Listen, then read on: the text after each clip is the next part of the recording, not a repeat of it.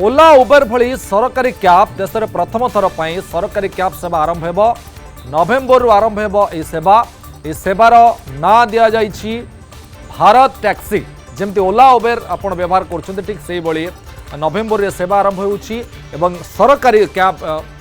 cab को operate करेंगे सेवार ना दि जाइए भारत टैक्सी एवं ये सेवा ओला उबेर भली उपलब्ध हो 650 ड्राइवर पायलट प्रोजेक्ट प्रथम दिल्ली में आरंभ करा परे सारा देश या लागू जदि देश सक्सेस हो दिल्ली में तापर सारा देश लागू करा प्रति राइड पर 100% अर्थ ड्राइवर को मिल आगु कमिशन आपको देवाक पड़ोनी क्या